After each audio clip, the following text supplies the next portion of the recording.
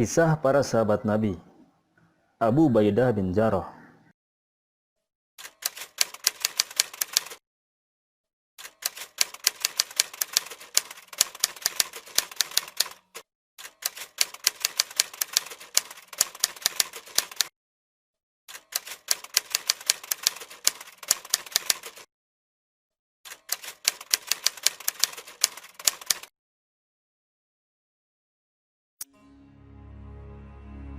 Abu Ubaidah bin Jarrah merupakan salah satu sahabat Nabi Sallallahu Alaihi Wasallam yang termasuk dalam 10 orang sahabat yang dijamin masuk surga. Wajahnya bersih lagi elok, pandangan matanya mempesona, tubuhnya kurus tinggi, kulit pipinya tipis, menyenangkan bagi yang melihatnya dan menenteramkan hati yang menjumpainya. Di samping itu, dia lemah lembut dalam pergaulan, sangat rendah hati, sangat pula rasa malunya. Namun bila keadaan genting dan membutuhkan perhatian sungguh-sungguh, dia menjadi seekor singa nan garang. Perawakannya tinggi tegap, jika berperang ia jadi andalan. Dia laksana mata pedang yang berkilat-kilat karena ketajamannya. Namun yang paling menonjol adalah sikapnya yang terpercaya. Itulah sosok sahabat Nabi, Abu Ubaidah bin Jarrah. Orang-orang biasa memanggilnya Abu Al-Jarrah. Ia menjadi sosok terpercaya karena dinyatakan langsung oleh Nabi Muhammad Sallallahu Alaihi Wasallam. Hal itu bermula ketika utusan Nasrani menemui Rasulullah. "Wahai Abu Qasim, utuslah seorang sahabat Anda agar menjadi penengah kami dalam berbagai masalah harta benda yang kami persengketakan. Sesungguhnya kaum muslimin mendapatkan kepercayaan dari kami," kata utusan itu. "Datanglah kembali nanti petang. Aku akan mengutus seorang yang paling jujur dan kuat jiwanya," jawab Rasulullah. Mendengar hal itu, Umar bin Khattab berharap dirinya yang bakal ditunjuk. Bukan karena haus jabatan, Umar ingin betul menyandang titel orang yang paling jujur dan kuat jiwanya. Umar pun datang ke masjid lebih cepat daripada yang lainnya untuk sholat zuhur berjamaah yang diimami Nabi. Seusai sholat, Nabi melihat ke sekeliling. Umar pun menjauhkan badannya agar bisa dilihat Nabi. Umar berharap betul bakal dipilih. Namun, pandangan Nabi malah terhenti pada sosok Abu Ubaidah. Nabi pun memanggil Abu Ubaidah. "Pergilah engkau bersama mereka ini, para utusan Nasrani. Terangilah perselisihan mereka," kata Nabi. Sejak saat itu, Abu Ubaidah dikenal sebagai kepercayaan umat.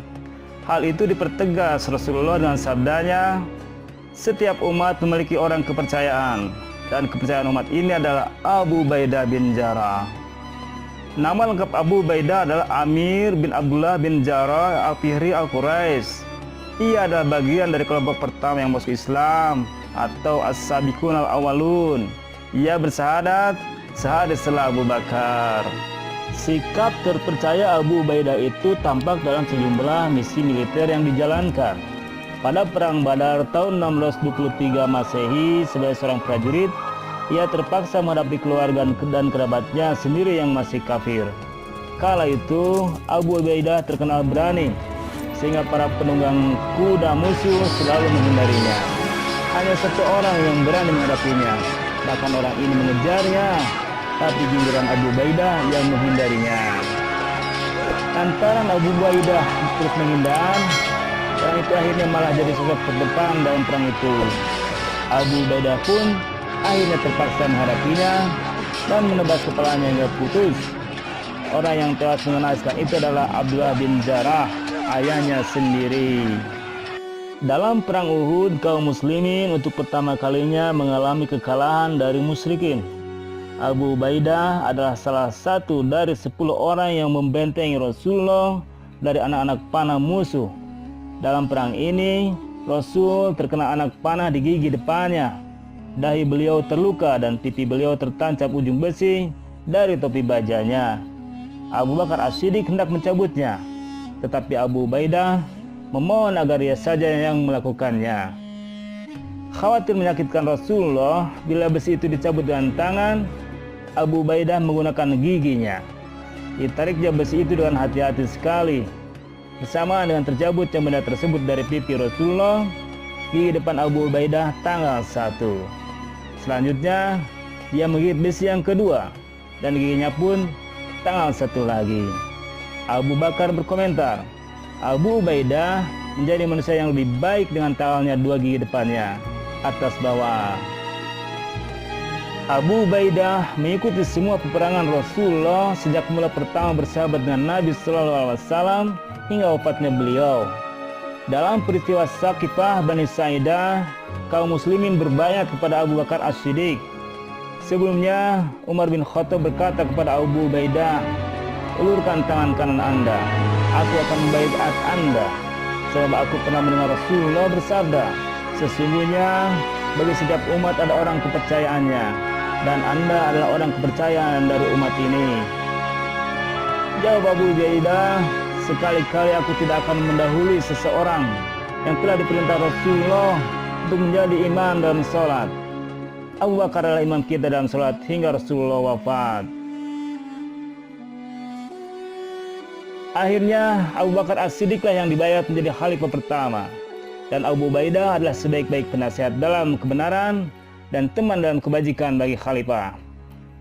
Abu Ubaidah juga mendukung penuh Umar bin Khattab sebagai khalifah menggantikan Abu Bakar As-Siddiq.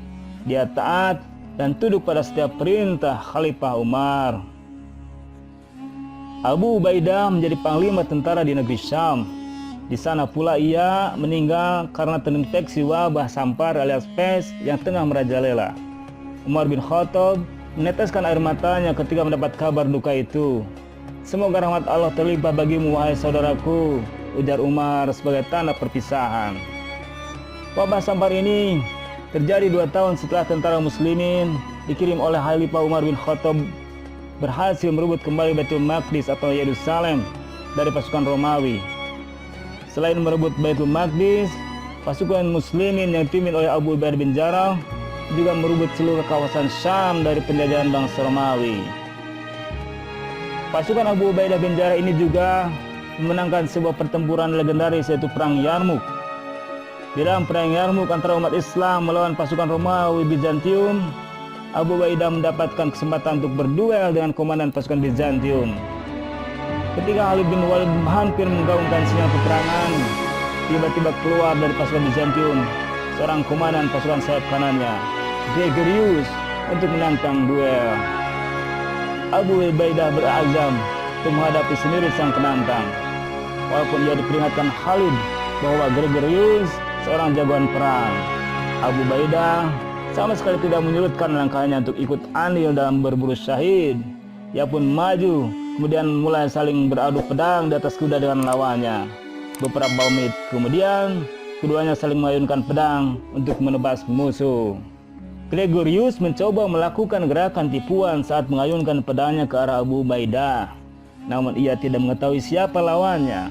Secepat kilat, Abu Ubaidah melakukan serangan ke arah leher Gregorius sehingga ia pun terjerembab mati terkapar. Sebelum menghembuskan nafas yang terakhir, Abu Ubaidah berpesan kepada seluruh pasukannya, saudara-saudara, aku ingin meninggalkan pesan yang bila kalian mengikutinya, niscaya akan selalu dalam keadaan baik. Pertama, laksanakanlah sholat 5 waktu. Kedua, berpuasalah pada bulan Ramadan. Ketiga, lakukanlah ibadah haji. Yang keempat, berumrohlah. Yang kelima, saling berwasiatlah satu dengan yang lain. Yang keenam, patuhilah dengan pemimpin, jangan mengkhianati mereka. Ketujuh, jangan terpedaya oleh dunia. Sesungguhnya, andai ada manusia yang hidup sampai 1000 tahun, dia tetap akan menemui kematian seperti yang kalian saksikan ini. Sejenak kemudian Abu Ubaidah berpaling kepada Mu'adz bin Jabal. Katanya, wahai Mu'adz, pimpinlah kaum muslimin dalam sholat mereka. Lalu keluarlah seluruh suci Abu Ubaidah dari tubuh kasarnya. Mu'adz segera berdiri dan berkata, wahai saudara-saudara, kalian telah dikejutkan oleh kematian seseorang yang demi Allah, aku belum pernah melihat orang yang seperti dia. Dia baik, jauh dari kedengkian dan kejahatan hati, lebih mencintai akhir kehidupannya, dan tulus mengabdikan diri demi kepentingan umum. Mohonkanlah ampunan dan rahmat kepada Allah untuknya. Semoga Allah mengasihi kalian.